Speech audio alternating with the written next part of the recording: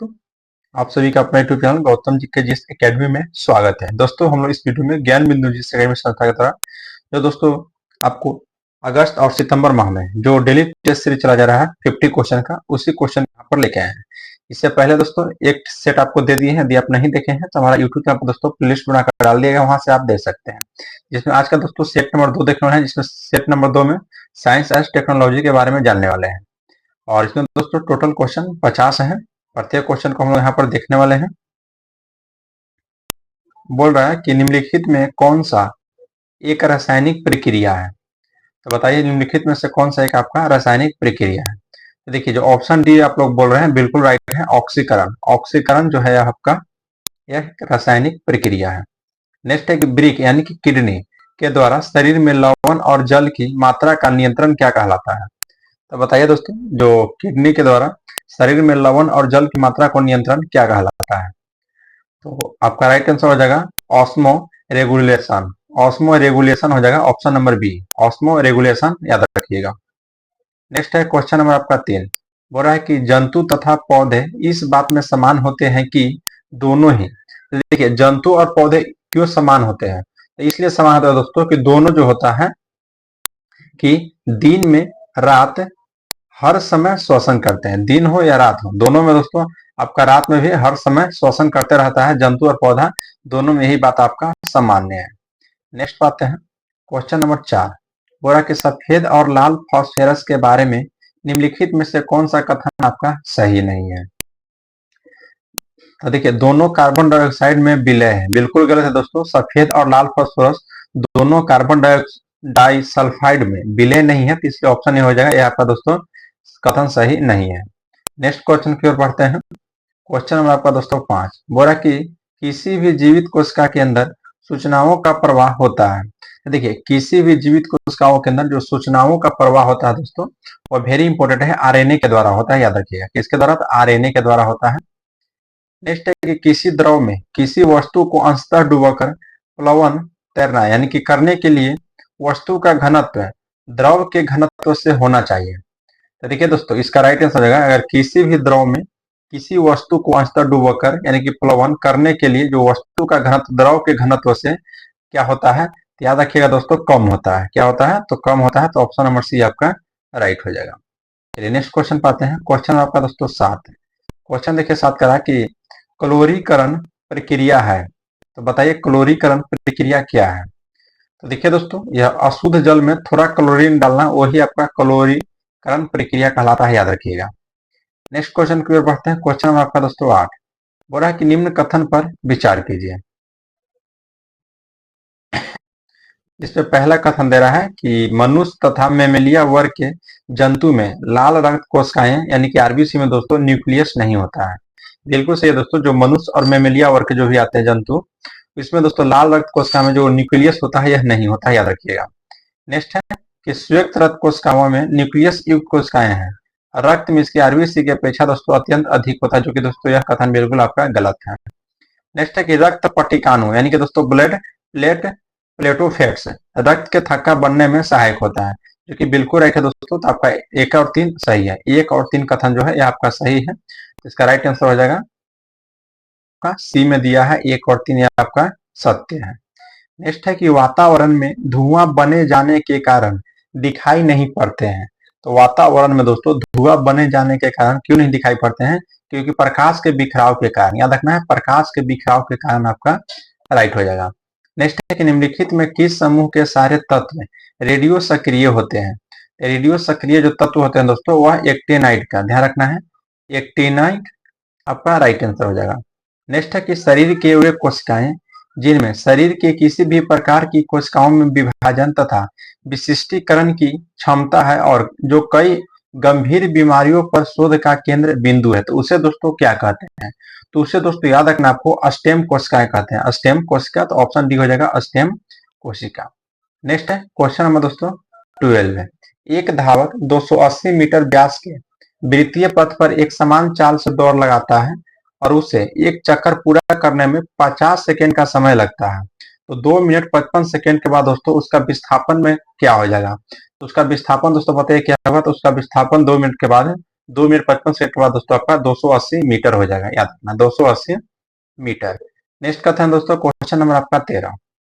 Question 13 का है कि ग्रेफाइट विद्युत का सुचालक है लेकिन दोस्तों उष्मा का कुचालक, जो कि दोस्तों बिल्कुल उल्टा कर दिया है। अब पहला कथन आपका गलत हो जाएगा। नेक्स्ट है कि माइका उष्मा का चालक है तथा विद्युत का कुचालक है, बिल्कुल सही है दोस्तों। जो माइका होता है यह उष्मा का चालक होता है और विद्युत का कुचालक होता है। तो ऑप्शन दोस्तों बी हो जाएगा, केवल 2, जो कि आपका सत्य है। नेक्स्ट क्वेश्चन की ओर बढ़ते हैं। क्वेश्चन नंबर आपका 14। क्वेश्चन 14 कह रहा है कि इनमें कौन सभी जीवों में वंशानुगत गुणों को पीढ़ी दर पीढ़ी संचारित करता है। तो पीढ़ी दर पीढ़ी दोस्तों जो संचारित करता है, जो कि जीवों में दोस्तों वंशानुगत गुण को, तो वंशानुगत गुण को दोस्तों, तो आपका राइट आंसर हो जाएगा जीन। जीन याद रखना है, ऑप्शन नंबर सी जीन हो जाएगा। नेक्स्ट है दोस्तों कि निम्न को इनमें से उपस्थित है अंतराण्विक आकर्षण के बढ़ते क्रम में दोस्तों व्यवस्थित कीजिए पत्थर, तेल और नाइट्रोजन को। मतलब अंतराण्विक दोस्तों आकर्षण के बोल रहा है, यानी कि इंटरमोलर सेकुलर दोस्तों याद रखना है, इंटरमोल सेकुलर फोर्स है। 15 का आपका राइट आंसर होगा दोस्तों। तो देखिए सबसे पहले हो जाएगा आपका नाइट्रोजन, उसके बाद तेल हो जाएगा और उसके बाद पत्थर हो जाएगा। तो ऑप्शन बी आपका राइट हो जाएगा। क्वेश्चन नंबर दोस्तों 16 का है कि निम्नलिखित तत्व में किसका परमाणु आकार न्यूनतम है। बताइए दोस्तों किसका परमाणु आकार न्यूनतम है। जो आपका 4 ऑप्शन दिया हुआ है, पोटेशियम, कैल्शियम, सिलिकॉन और एल्युमिनियम। इसका राइट आंसर हो जाएगा ऑप्शन नंबर सी दोस्तों, सिलिकॉन का। याद रखना है सिलिकॉन का। नेक्स्ट है कि दृष्टि दोष वाले एक व्यक्ति 50 सेंटीमीटर से दूर साफ नहीं देख सकता है, तो व्यक्ति के चश्मे में प्रयुक्त लेंस की प्रकृति तथा क्षमता क्या होगी जिसमें वह दोस्तों दूरस्थ वस्तु को साफ देख पाएगा। तो देखिए दोस्तों वह अवतल, सबसे पहले तो अवतल लेंस होगा और उसका दोस्तों 2D आपका हो जाएगा क्षमता। तो ऑप्शन यानी कि 2 डायोड का, तो ऑप्शन नंबर सी आपका राइट हो जाएगा। नेक्स्ट है कि निम्नलिखित विकल्प का कौन सा सही सुमेलित नहीं है। तो कौन सा आपका सही सुमेलित नहीं दोस्तों। तो देखिए आपका यंग गुणांक का हो जाएगा न्यूटन प्रति मीटर स्क्वायर, बिल्कुल सही है दोस्तों। ऊपर जाता है तो माइनस में हो जाता है, तो बिल्कुल सही है। उष्मा धारिता तो जूल केजी, जूल प्रति, ये गलत है दोस्तों। देखिए ऑप्शन नंबर बी हो जाएगा, बी आपका जो कि है सुमेलित नहीं है। बाकी दोस्तों आपका सब सही है। श्यानता गुणांक का होता है न्यूटन, SM -2 हो जाएगा। गुरुत्वाकर्षण नियतांक का हो जाएगा दोस्तों न्यूटन मीटर स्क्वायर प्रति केजी स्क्वायर। तो ऑप्शन आपका डी भी सही है और सी भी सही है और ए भी सही है, यानी कि ऑप्शन बी जो सुमेलित नहीं है, तो ऑप्शन बी हो जाएगा। नेक्स्ट है कि पानी से निकालने पर शेविंग ब्रश के बाल आपस में चिपक जाते हैं, इसका दोस्तों कारण क्या है। इसका कारण दोस्तों साधारण सा है, जो कि आपका पृष्ठ तनाव के कारण, ध्यान रखना है पृष्ठ तनाव के कारण। नेक्स्ट है कि निम्नलिखित में कौन सा सूक्ष्म जीव और दलहनी फसल जैसे गेहूं, मक्का, सरसों, आलू में नाइट्रोजन स्थिरीकरण में सहायक होता है। देखिए दोस्तों नाइट्रोजन स्थिरीकरण में सहायक कौन होता है। तो आपका राइट आंसर हो जाएगा 20 का ऑप्शन नंबर बी, एनोटोबैक्टर। ध्यान रखना है एनोटोबैक्टर दोस्तों आपका राइट आंसर हो जाएगा। गेहूं, मक्का, सरसा, आलू में नाइट्रोजन स्थिरीकरण में जो सहायक होता है उसे एनोटोबैक्टर होता है। कौन सा सूक्ष्म जीव, तो एनोटोबैक्टर याद रखना है। नेक्स्ट आता है क्वेश्चन नंबर दोस्तों आपका 21। क्वेश्चन 21 कह रहा है कि निम्न कथन पर विचार कीजिए। चलिए इसको हम लोग देख लेते हैं। तो पहला कथन है कि हीरा कठोर है और ग्रेफाइट दोस्तों मुलायम है, बिल्कुल सत्य है। याद रखना है हीरा कठोर है और ग्रेफाइट मुलायम है। नेक्स्ट दोस्तों हीरा मुलायम है और ग्रेफाइट कठोर है, बिल्कुल गलत है दोस्तों। नेक्स्ट है कि हीरा विद्युत का कुचालक है लेकिन ग्रेफाइट विद्युत का सुचालक है, ये भी गलत है। क्योंकि दोस्तों जो हीरा होता है वह विद्युत का सुचालक होता है, लेकिन ग्रेफाइट जो होता है दोस्तों वह विद्युत का कुचालक होता है, जो कि ऑप्शन देखिए चौथा में दिया है, ये आपका सत्य है। हीरा जो है विद्युत का सुचालक, लेकिन ग्रेफाइट विद्युत का कुचालक होता है। तो ऑप्शन हो जाएगा सी दोस्तों, 1 और 3 जो है आपका कथन सत्य है। नेक्स्ट है दोस्तों क्वेश्चन नंबर 22। निम्न में से कौन सा कथन आपका सत्य है। तो कौन सा कथन सत्य है दोस्तों। जैसे पहला कहा कि पृथ्वी के प्रत्येक सतह पर जी का मान समान होता है, बिल्कुल गलत है दोस्तों। जो छोटे जी का मान होता है दोस्तों, जैसे पृथ्वी की सतह या ऊपर या नीचे जाने पर उसका जी का मान कम हो जाता है, जो कि ऑप्शन देखिए बी में आपको दिया हुआ है। तो ये आपका कथन सत्य है। याद रखना है पृथ्वी की सतह के ऊपर या नीचे जाने पर जो छोटी जीव होता है दोस्तों जिसका मान कम होता है, याद रखिएगा। नेक्स्ट है कि मांसपेशियों में निम्नलिखित में से किसको एकत्र होने से थकान होता है। तो मांसपेशियों में दोस्तों जो थकान होता है वह लैक्टिक अम्ल को एकत्र होने से याद रखिएगा। तो 23 का ऑप्शन बी हो जाएगा, लैक्टिक अम्ल। क्वेश्चन नंबर दोस्तों आपका 24 का है कि संक्षारण किसी धातु को ऑक्सीकरणीय क्षय है, जैसे कि चांदी का काला होना, लोहा में जंग लगना, कॉपर और पीतल पर हरे रंग का लेप जाना। यह संक्षारण दोस्तों किस अभिक्रिया का है? देखिए दोस्तों, यह जो संक्षारण का आपका उदाहरण दिया गया है, यह आपका मंद अभिक्रिया होता है। इसमें दोस्तों मंद अभिक्रिया होता है, याद रखना है, मंद अभिक्रिया।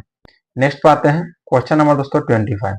बोला है कि जलीय पादप में कौन सा अस्थायी ऊतक पादप को हल्का बनाता है? तो पादप को हल्का दोस्तों कौन सा अस्थायी ऊतक बनाता है? तो 25 का ऑप्शन ए हो जाएगा, यानी कि दोस्तों एरेनकाइमा, जिसे वायु तक बोला जाता है। एरेनकाइमा यानी कि वायु तक जो है, या दोस्तों अस्थायी ऊतक पादप को हल्का बनाता है, याद रखना है। नेक्स्ट है कि एक लेंस की क्षमता 5+5 डायोप्टर है, तो लेंस की फोकस दूरी दोस्तों क्या होगा? देखिए लेंस की यहाँ पर आपको क्षमता दिया हुआ है दोस्तों, जो कि प्लस में 5 डायोप्टर दिया हुआ है। आपसे फोकस दूरी पूछ रहा है यहाँ पे। राइट आंसर है दोस्तों ऑप्शन नंबर सी, यानी कि 20 सेंटीमीटर हो जाएगा, याद रखना है क्या? तो 20 सेंटीमीटर। नेक्स्ट पे आते हैं क्वेश्चन नंबर दोस्तों आपका 27। और एक निम्नलिखित कथन पर विचार कीजिए। पहला कथन है दोस्तों कि विद्युत चुंबकीय तरंग निर्वात से होकर गमन नहीं कर सकता। बिल्कुल गलत है दोस्तों, विद्युत चुंबकीय तरंग निर्वात से होकर गमन नहीं कर सकता, यह कथन आपका गलत है। नेक्स्ट है यांत्रिक तरंग निर्वात एवं किसी भी माध्यम जैसे ठोस, द्रव, गैस में गमन कर सकता है, यह भी आपका गलत है। तीनों माध्यम में दोस्तों गमन नहीं करता है। नेक्स्ट दोस्तों कि यांत्रिक तरंग दो प्रकार के होते हैं, बिल्कुल सही है। एक दोस्तों अनुप्रस्थ और दूसरा अनुदैर्घ्य। तो ध्यान रखना है, यांत्रिक तरंग दोस्तों अनुप्रस्थ और अनुदैर्घ्य होता है, तो ऑप्शन हो जाएगा बी, केवल दो आपका सत्य है। नेक्स्ट है कि निम्नलिखित है, ध्यान देना है कि निम्नलिखित में किस रक्त कोशिका की तुलना सैनिकों से की जाती है? तो देखिए दोस्तों, आप लोग WBC का नाम सुने होंगे, जिसे संयुक्त रक्त कणिका कहा जाता है। उससे दोस्तों रक्त कोशिका की तुलना में सैनिकों से किया जाता है, याद रखना है। किससे? तो सैनिकों से। नेक्स्ट है कि कोई आदमी 10 केजी के पत्थर को 5 मीटर की सीढ़ी से नीचे गिराता है। जब पत्थर दोस्तों जमीन पर पहुंचेगा तो उसका गति ऊर्जा क्या प्रभाव पड़ेगा? जिसमें दोस्तों आपका छोटी जी का मान दिया हुआ है 9.8 मीटर पर सेकेंड स्क्वायर। तो ट्रिक देखिए, गति ऊर्जा बराबर होता है हाफ कनेक्टिक ऊर्जा दोस्तों, जैसे हाफ mv स्क्वायर। तो इसका आप ये सब बनाइएगा तो आपका राइट आंसर आ जाएगा दोस्तों 29 का ऑप्शन नंबर बी, 490 जूल, याद रखिएगा। नेक्स्ट है क्वेश्चन नंबर आपका दोस्तों 30। किसी टूथपेस्ट की प्रकृति। तो देखिए किसी टूथपेस्ट की जो प्रकृति होती है, वह ध्यान रखने वाली बात है दोस्तों कि वो क्षारीय होती है। क्या होता है? तो क्षारीय होता है, याद रखिएगा। नेक्स्ट क्वेश्चन की ओर बढ़ते हैं। क्वेश्चन नंबर दोस्तों आपका 31।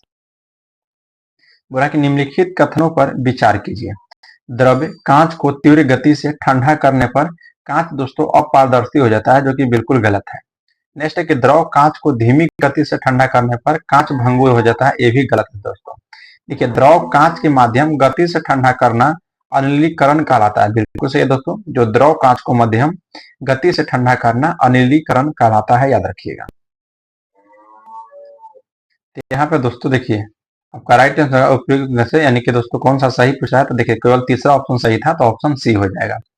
नेक्स्ट है कि एक इलेक्ट्रॉन के दूसरे इलेक्ट्रॉन को अधिक समीप जाना पर निकाय को विद्युत स्थित ऊर्जा। देखिए एक इलेक्ट्रॉन के दूसरे इलेक्ट्रॉन के अधिक समीप जाने पर निकाय के जो विद्युत स्थित ऊर्जा होता है दोस्तों, वह बढ़ जाता है। ध्यान रखना, बढ़ जाता है। नेक्स्ट पाते हैं दोस्तों क्वेश्चन नंबर 33। बोला कि जीवों में सर्वाधिक मात्रा में तत्व होते हैं। तो जीवों में दो सर्वाधिक मात्रा में तत्व होते हैं दोस्तों, कार्बन, हाइड्रोजन और ऑक्सीजन। कार्बन, हाइड्रोजन और ऑक्सीजन, याद रखिएगा। नेक्स्ट है कि वह जल जो वर्षा जल के साथ छनकर जल स्तर में भूजल के रूप में एकत्रित हो जाता है, वह दोस्तों क्या कहलाता है? तो वह दोस्तों याद रखना है गुरुत्व जल कहलाता है।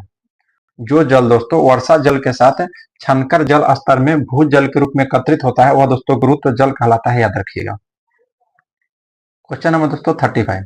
निम्नलिखित में से कौन पिरामिडीन नाइट्रोजन क्षार नहीं है? तो पिरामिडीन नाइट्रोजन क्षार दोस्तों निम्नलिखित में से कौन सा नहीं है? तो देखिए जो 35 का दोस्तों आपका राइट आंसर हो जाएगा ऑप्शन नंबर सी, जो दे रहा है दोस्तों यूरेसिल, ये आपका राइट आंसर हो जाएगा, यूरेसिल। नेक्स्ट है कि सुपरनोवा विस्फोट के बाद तारे को अपशिष्ट भाग अति सघन होकर रेडियो तरंग की शक्तिशाली स्रोत बन जाता है, इसे दोस्तों क्या नाम दिया जाता है? तो देखिए दोस्तों इसे जो नाम दिया जाता है उसे दोस्तों पल्सर, पल्सर बोला जाता है, ध्यान रखना क्या? तो पल्सर। नेक्स्ट है कि निम्नलिखित में से कौन सा कथन आपका सत्य है? पहला कथन है दोस्तों कि पीत रस जो है गाढ़ा हरे पीले रंग का हल्का अम्लीय द्रव है। बिल्कुल सही है दोस्तों, तो ऑप्शन ए ही हो जाएगा आपका, ये कथन सत्य है। जो पीत रस होता है दोस्तों वह गाढ़ा होता है और हल्का पीला रंग का और हल्का अम्लीय द्रव होता है, याद रखिएगा। नेक्स्ट है दोस्तों क्वेश्चन नंबर आपका 38। 38 कह रहा है कि पौधे के जड़ द्वारा सर्वाधिक जल अवशोषण के लिए उपयुक्त तापक्रम कौन सा है। देखिए पौधे के जड़ के द्वारा जो सर्वाधिक जल अवशोषण के लिए जो आपसे तापक्रम पूछ रहा है, तापक्रम, आपका राइट आंसर हो जाएगा दोस्तों 38 का ऑप्शन नंबर बी, 20 से 35 डिग्री सेल्सियस। 20 से 35 डिग्री सेल्सियस दोस्तों आपका उपयुक्त तापक्रम है। नेक्स्ट है कि जल अपघटन में ऊर्जा किस रूप में दोस्तों उत्पन्न होता है। तो जल अपघटन में बताइए ऊर्जा दोस्तों किस रूप में उत्पन्न होता है। या दोस्तों ऊष्मा के रूप में उत्पन्न होता है, याद रखना, ऊष्मा के रूप में। नेक्स्ट है कि निम्नलिखित में कौन सा हार्मोन अनानास में पुष्पन को प्रेरित करता है। तो अनानास में दोस्तों जो पुष्पन को प्रेरित करता है वह दोस्तों एथिलीन है, याद रखना है कौन सा, तो एथिलीन आपका राइट हो जाएगा। क्वेश्चन नंबर दोस्तों 41 कह रहा है कि मानव कोशिका में अंगुनित क्रोमोजोम की संख्या कितनी होती है। बताइए दोस्तों क्रोमोजोम की संख्या कितनी होती है। क्या दोस्तों याद रखना है आपको 23 जोड़ा होता है दोस्तों, संख्या के में पूछ रहा है तो 46 होता है। मानव कोशिका में दोस्तों अगुणित यानी क्रोमोजोम की संख्या कितनी होती है, तो 46 होता है, और जोड़ा में कहेगा दोस्तों तो 23 हो जाएगा। यहाँ पर संख्या में पूछा है तो ऑप्शन नंबर आपका बी राइट हो जाएगा।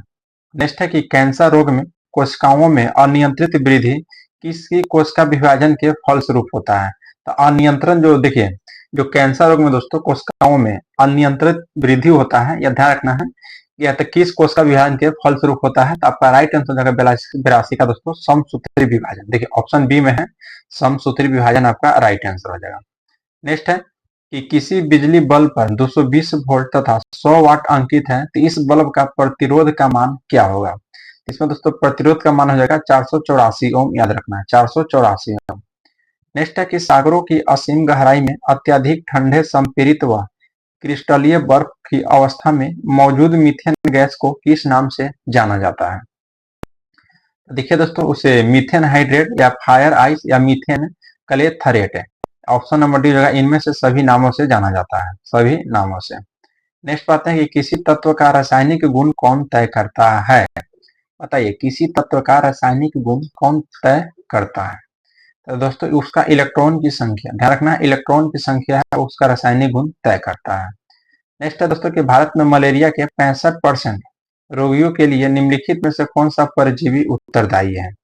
बताइए कौन सा परजीवी उत्तरदायी है। तो देखिए दोस्तों आप नाम सुने होंगे पी वाई वैक्स का, पी वाई वैक्स का, यह आपका राइट हो जाएगा पी वाई वैक्स का।